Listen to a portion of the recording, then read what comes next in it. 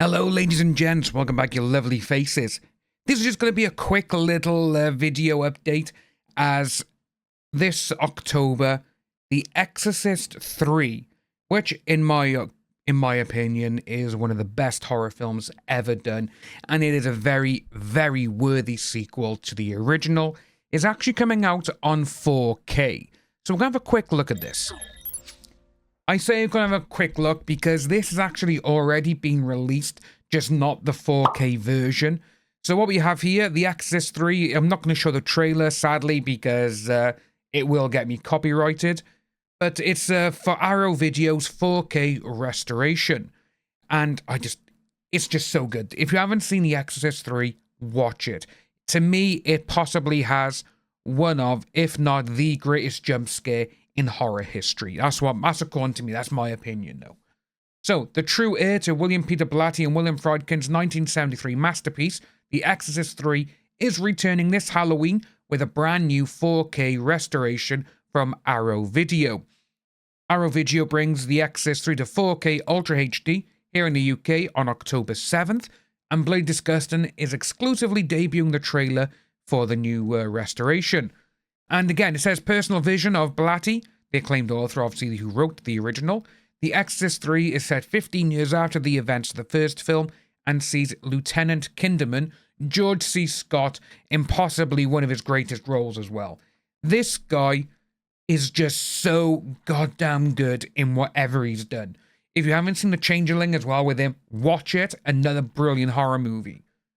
It says, obviously, that he's investigating a series of horrific murders that follow the modus operandi of the notorious Gemini killer, who died several years earlier in the electric chair.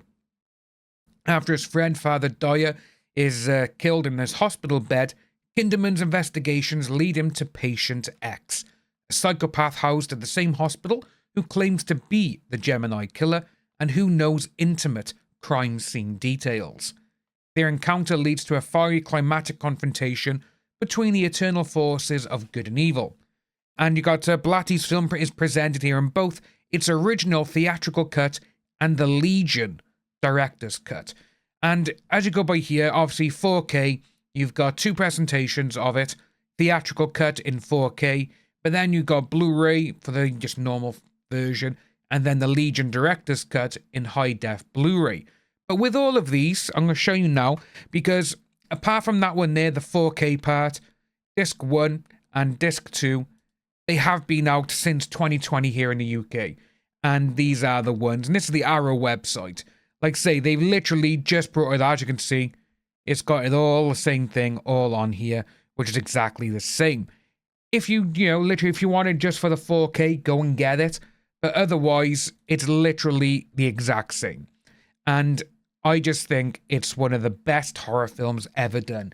And as you can see by here, this is actually the same cover as this one, which was released in 2020, 4 years ago. And I don't really see how they're going to update it, because obviously films that are coming out on 4K now, this is from the 70s, the 80s, even the 90s, some of them just do not look right done on 4K. Perfect example, for some unknown reason, James Cameron movies on 4K look absolutely atrocious. These are the ones from the 80s and the 90s. Aliens, 4K, for some unknown reason, it just doesn't look right.